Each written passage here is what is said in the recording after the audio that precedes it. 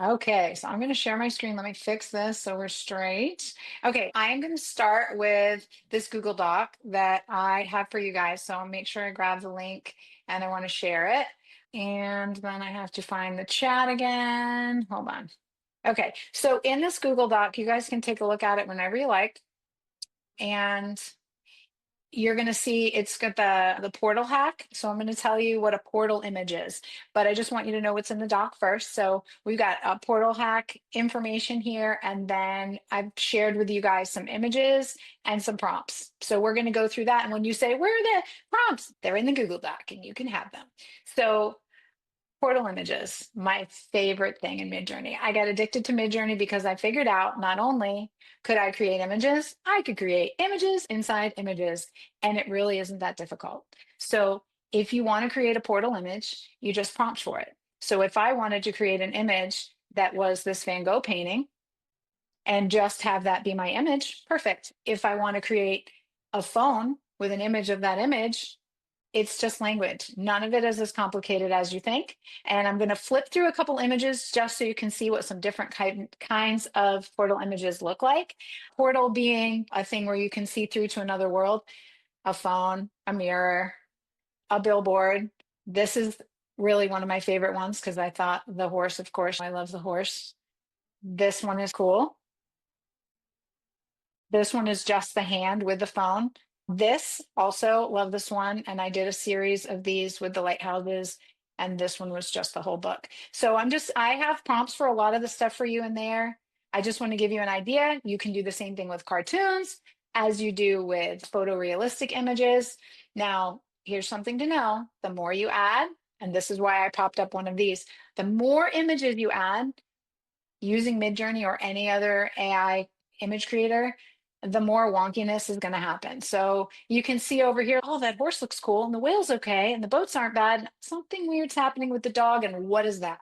So the more images you add, and of course down here we've still got the computer, there's something crazy on the wall. So when you're working with portal images, start with something simple and get one at a time. Again, this one is the same, it came from the same run. This dog has 4 eyes. Weird things are going to happen. I don't know what's happening there. So when you work with them, understand that even a good prompt, if you add a lot of images inside your image, things are going to be weird and you may have to rerun them. This one may look great on the surface, but her hair, she didn't stay in there. So I changed the prompt a little bit. The next one that came up, now she's on the billboard the way she should be, which is amazing for her.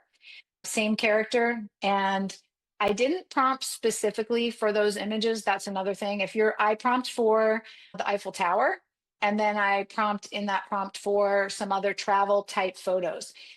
Sometimes you'll get a win if you're less specific. So that picture was a win by being less specific. This also 2 different kinds of images, and the portal is a drawing. This is photorealistic in the back and a card with the dog. I don't know who that guy is, but I probably vote for him just because his images are so nice. Again, I only prompted in this for images of expensive homes that would be seen in Florida. I wasn't super specific, so it gave me a pretty good detail. This one I thought was cool with the phone and then with the image behind it. This were the gallery images I did. And this is the reason I have these here is I want you to know this is the same prompt and they're in your Google Doc. If you run something more than once, or if you know with Midjourney, you're going to get 4 images, they're going to be different and that's okay. You can always rerun and check. This is really cool. So this image, which is very weird, you're going to see in the Google Doc, there's a prompt in there. And I had one of my GPTs give me like the weirdest picture they could give me. And I think when you look at the prompt, it's something like a coffee house with palm trees and something with a saxophone in the sky. And I went, okay, that sounds very Beatles. I love it. And so what I wanted to see was how complicated could I make the image that I was asking for inside the image. And this was the same one that came from the same prompt, all the same kinds of things, but very different. Same there. This is also from that. And you guys have that prompt. This was a mirror image. It's also a portal. These are all just, okay, so I love this. And we'll go back to the video in a minute. I wanted, you guys have the prompt for the dragon. So this is the image that I was looking for. I love this image.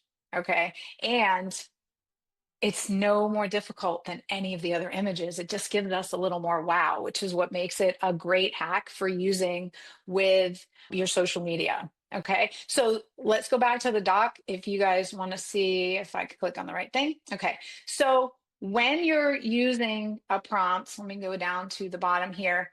You're going to see this prompt here. It starts with the cinematic shot and we still got the dragon inside the lens. Most of the time, when you're prompting for something, you are going to put whatever the image is inside, you're going to put that first if Midjourney is ignoring you. So, what I mean by that is when you grab an image, and right here, this was my first attempt to put the dragon inside the ball.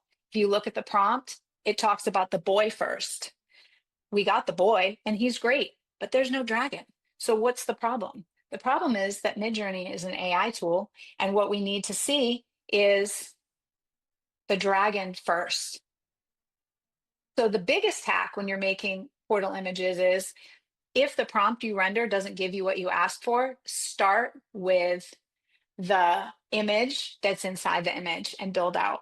The same images that I did, if I can see, I had the image, but I want to show you the prompt. Okay, so this is what I was looking for. A couple of these, now mind you, still it's AI. One of these is darn near perfect. A couple of them are ish, and one of them doesn't even have a lighthouse in the sketchbook. But out of the four, we got this one. And the way you get that is by, excuse me, the way you get that is by making sure that the first thing you talk about is the sketchbook. I did some other ones that were like a painter with an easel. Same thing. I love lighthouses. Same thing was a lighthouse. Every time I tried to do it, starting with the lighthouse in the back, I didn't get what I wanted on the easel, on the painting. So you want to flip it to be about the most important thing and put that forward, and then you fill in around it. Okay. 60 And seconds, but the group's telling us we need to give you 2 more minutes. So you got two okay, minutes. I love that. So I'm going to go back to my Google. And so talking about images in Midjourney, let me make sure I'm not on the image. Hold on. I got to scroll to the bottom. So you can make images and I'm sorry, videos in Midjourney. A lot of times when you go to make a video in Midjourney, or in any AI tool, the problem is that you didn't necessarily prompt it for motion. And so the original image that I made, it was prompted for still as a still image, and it was awesome. I go back to my GPT and I ask it to prompt for motion. And that way the prompt, and I did add it. It's at the bottom of the Google Doc. So you guys can compare the two prompts and you'll see that this is prompted for motion. So it mostly only moves the dragon, and it had the dragon do a very specific motion, which is what I was looking for, was just for the dragon to be flapping his wings. Now, I don't love that the camera is also moving, but I could go back. I could go back and mess with that a little more with my prompt if I really wanted to. But I, like Clay, ran out of time in my life. The other thing that I want you to remember is there's always a use case for business.